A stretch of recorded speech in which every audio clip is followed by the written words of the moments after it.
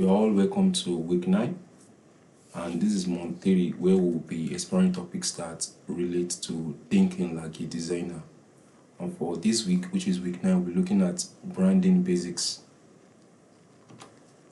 So, branding basics, what is a brand? A brand is all about ensuring consistency and a strong visual identity. And there's a visual example of a brand identity design on the left. This is the ID card, and this is an A4 document page, and this is a cover, like an hardcover design for the brand. So there's an application here. When we hear the word Nike, what comes to our mind? For some people, they may pick sports, athletes, motivation, excellence, and sneakers, which is a common factor with Nike. At a point, I believe at a point or the other, we would have come across Nike sneakers, and one of their popular products is the Nike Air Force One. So there is an important observation. The answers that I gave earlier is not actually about the logo, and it's actually about the feelings, like our feelings and perception, which is how we perceive the brand. There's a visual example here by the right. This is a Nike themed poster which says "Leave your legacy," and the main character in this image is the legendary Michael Jordan, one of the greatest basketball players ever to play the sport. So the definition of a brand is the perception people have about a business, product, person, or organization. In essence, a brand is like the totality of the belief that are associated with a particular person, a product, a business, or an organization. And to buttress my point, I said a brand lives in the mind, meaning that whatever idea or perception we have about a brand, it is being formed in our mind. And people don't just buy because of logos. We buy because of what the brand means to us. And there's a practical example here, which is the Apple's iPhone. Apple's iPhone, especially in Nigeria, communicates a sense of distinction, like a sense of classism. When we immediately see someone using an iPhone, there's a kind of an idea that is being formed around the iPhone itself. And this is why a lot of people, especially in Africa, would like to acquire an iPhone, because of what the Apple brand means to them. And I said here that a brand is not a logo. I'm going to break this down. A logo is an identifier of an individual, business, or organization. And while a brand, like I said earlier, encompasses the perception, the beliefs, the ideas that people hold regarding to a business, product, or organization. And there's a visual example here by the right. This is Nike's logo, and this is one of their products, which is one of their sneakers, and this is an athlete running. So in this case, this athlete running is a belief. It's part of the way we perceive Nike, which is their brand perception. And there's a practical analogy here. A logo is like a face. Imagine you see someone's face casually on the street, and a brand is like a personality, meaning that you can see a logo of a business or an individual or an organization on the internet without actually getting to understand what their brand is about. So a logo is like a face, while a brand is like a personality. And I put it here that imagine meeting someone. It's not possible that we'll know everything from them from their face alone. And the only way we can get to know much about a brand is through an interaction with the brand touch point, with their visual point touch point, like website, their product page, and so on. So the logo is like a face, a brand is like a personality that tells you more about what the organization is all about. And for this person, we can see this is a beautiful woman, and in the second image there's a picture of a woman attending to a little girl which appears to be her daughter. And in this case, she's showing care to the child in this image, and this tells us a little bit about her personality. So that's like the basic distinction between a brand and a logo. So what creates a brand? What creates a brand?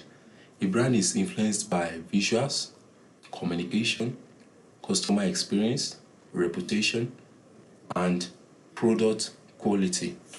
And I put some visual example here. This is an example of a visual, and this is an example of a good customer experience.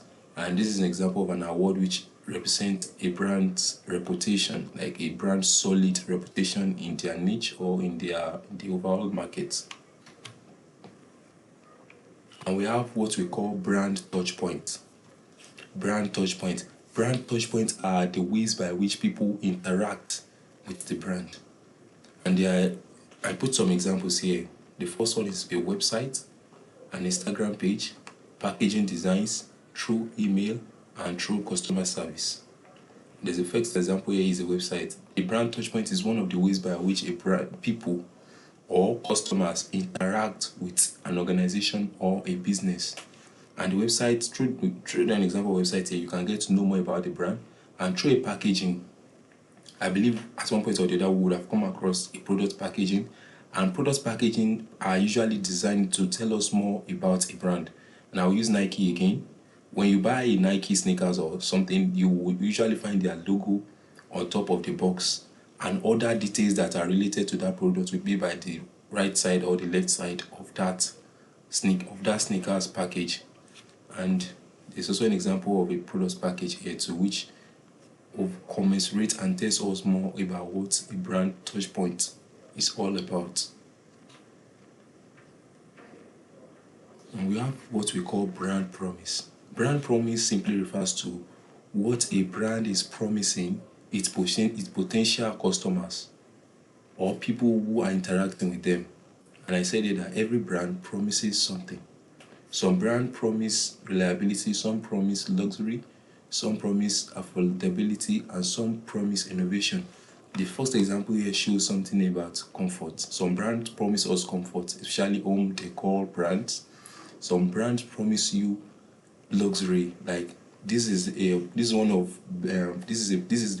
Benz logo on top and on this car, and communicates luxury. And by acquiring a car like this, it symbols that you are someone who care about luxury. And some brand promise affordability, some brand promise convenience.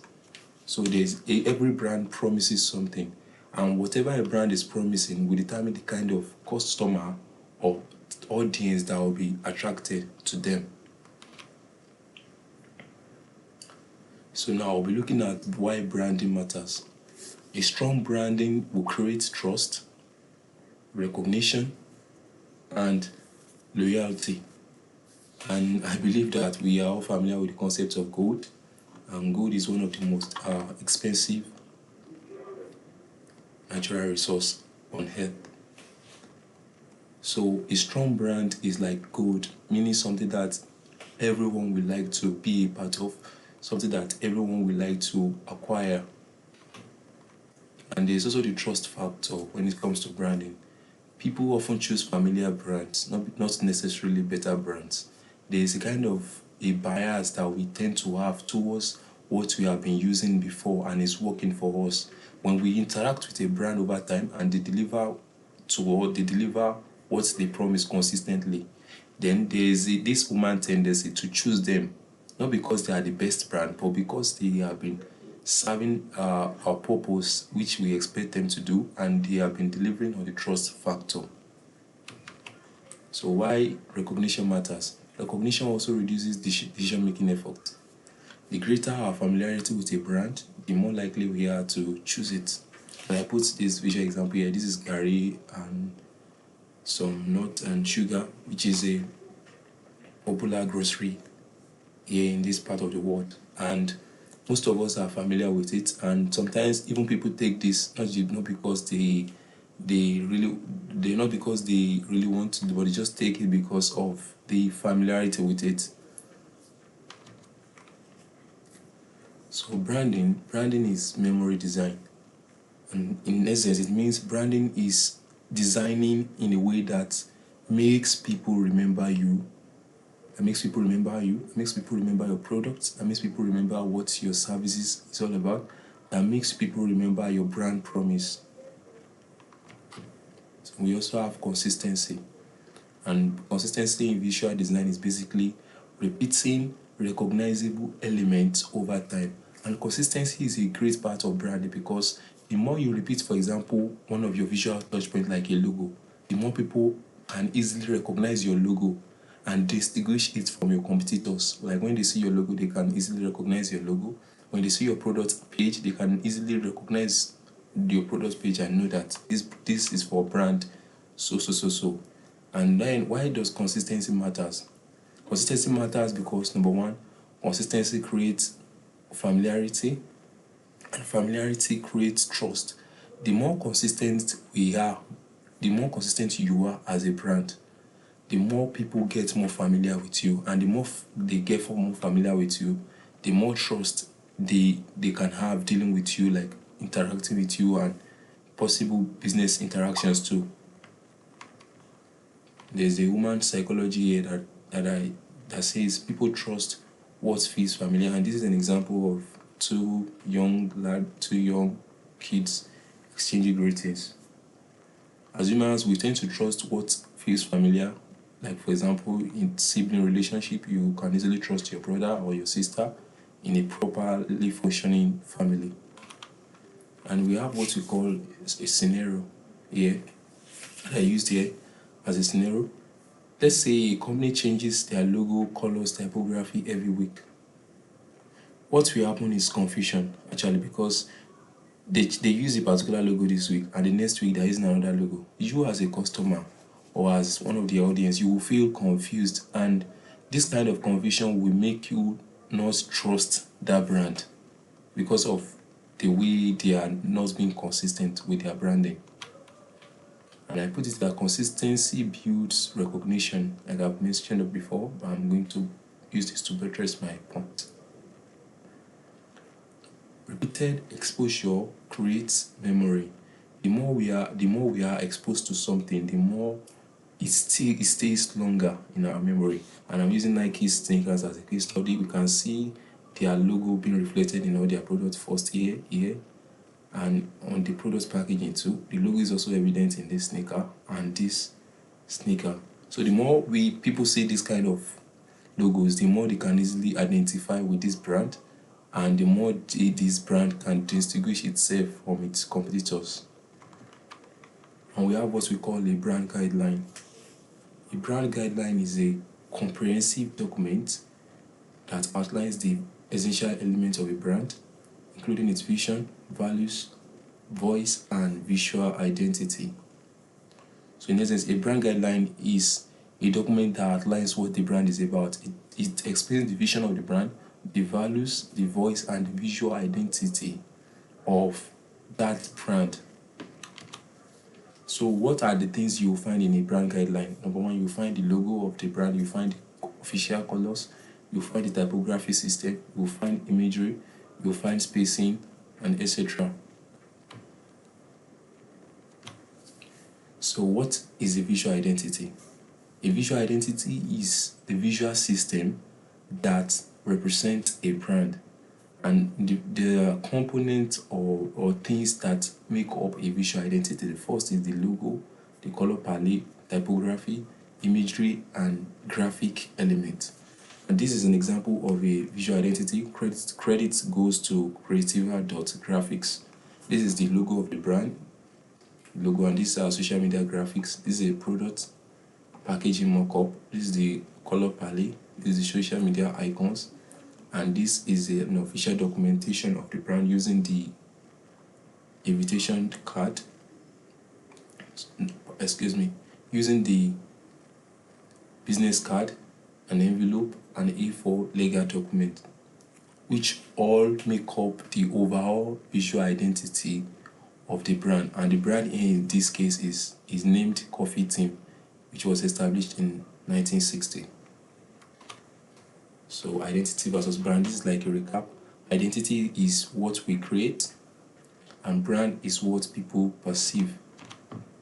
So there's a case study here, which is from one of my projects, which is from one of the projects I've undertaken. Which is from one of the projects I have done in the past. And the case study here is mock and proper. The case study here is mock and proper. Then it says the logo. The logo is the most visible element, but it's not the only element. So this is the visual. I'm trying to break down the visual identity into parts. So we are starting with the logo. This is the logo here, and it's the most visible element in this case, but it's not the only element that makes up the visual identity. We also have colors, and colors influence perception. These are the official colors of the brand. And we have typography. Fonts contribute personality. They add a bit of visual depth and dynamism to the overall visual identity. So this is the name of the font used in this visual identity of mock and proper. We also have imagery style. Imagery style is like the direction of the images being used in the visual identity. And this is the major image used in this design, and there is a caption here. This is the secondary. This is the word mark for mock and proper, which is at the top. And this is the overall visual identity system of mock and proper, which we have explored here as a case study. Now, so we'll be looking at now how do you build an identity? How do you build a visual identity? First, you need to understand your audience. When you understand your audience, it will give you a deep understanding of the kind of design direction you are to follow. And second, you are to understand the personality of your brand, the brand you are building. Do you want the brand to appear playful? Do you want the brand to appear serious? Do you want the brand to appeal to the younger audience, or to the old audience, or like matured audience? And you are also to choose the visual language you will be going for in your design, and you are to apply these principles consistently. So now, what makes an identity memorable? The first is simplicity. The second one is consistency, and the third one is distinctiveness. What makes an identity memorable is basically how simple it is for us to easily grasp what the brand is about, how consistent the brand is in repeating their visual elements across their brand touchpoints, and in terms of distinctiveness, how distinct is this brand from other competitors? What elements are they using in their visual identity that makes them look different from other brands in the same market? So there are common mistakes that designers make when creating visual identities for brands. The first thing is copying competitors. When you are copying your competitors, there is the tendency to repeat the same visual element, and there won't really be any distinction between you and other brands. The second one is when you use too many colors. When you use too many colors in a visual identity document, the overall document will look like a clash of rainbows. And the third one is inconsistent typography.